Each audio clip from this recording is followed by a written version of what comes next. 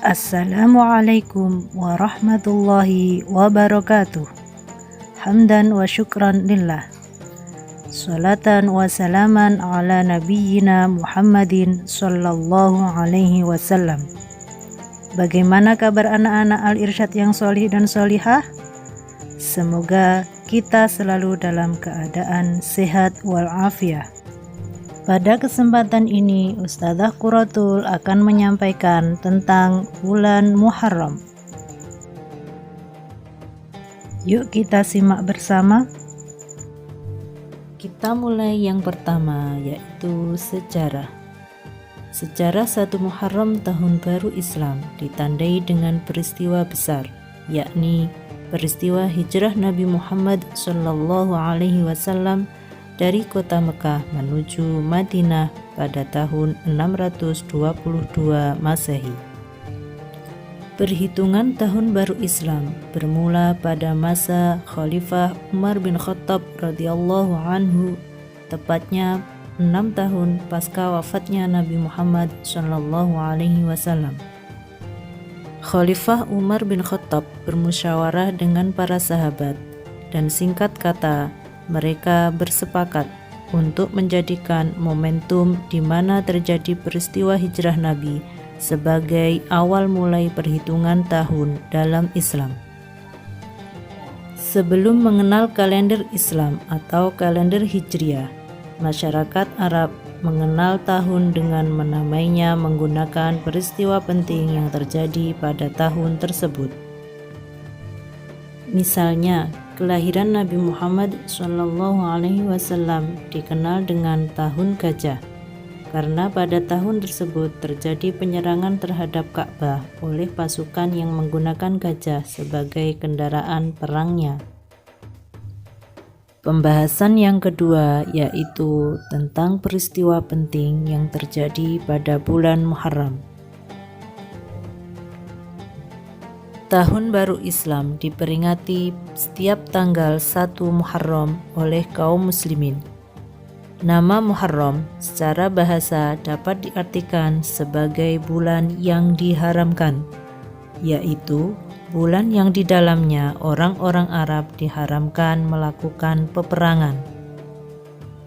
Orang Arab zaman dahulu meyakini bahwa bulan Muharram adalah bulan suci, sehingga tidak layak menodai bulan tersebut dengan peperangan.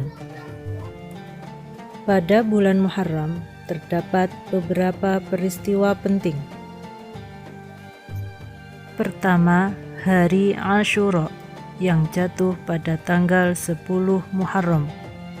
Pada hari ini diyakini sebagai hari kebebasan Nabi Musa alaihissalam dari kejaran Fir'aun.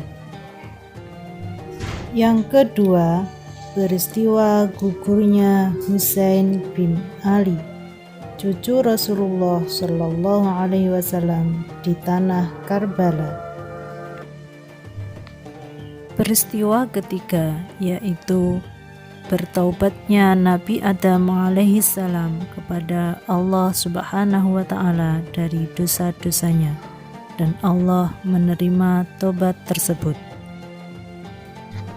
Peristiwa keempat yaitu berlabuhnya kapal Nabi Nuh alaihissalam di Bukit Zuhdi dengan selamat setelah dunia dilanda banjir yang menghanyutkan dan membinasakan.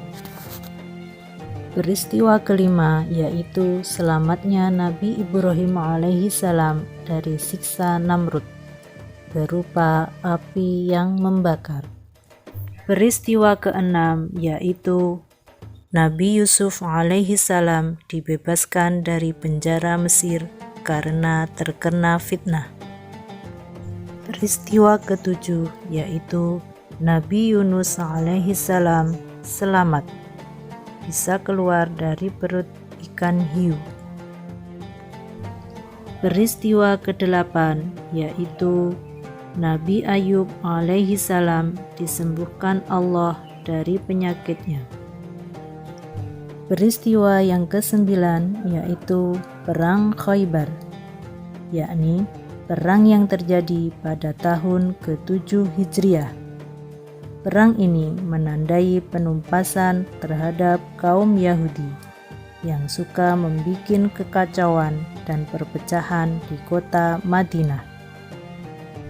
Bahasan yang ketiga yaitu terkait dengan amalan-amalan sunnah yang dapat kita kerjakan pada bulan Muharram. Amalan-amalan tersebut diantaranya 1. Memperbanyak puasa. Bulan Muharram adalah satu di antara bulan haram selain bulan Rajab, Dzulqa'dah, dan Dzulhijjah. Amalan solih yang diperintahkan saat itu adalah memperbanyak puasa.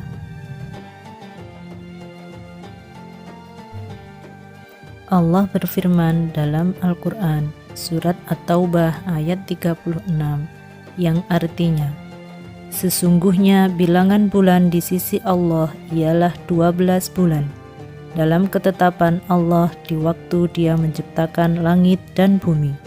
Di antaranya 4 bulan haram. Itulah ketetapan agama yang lurus. Maka janganlah menganiaya diri dalam bulan yang 4 itu.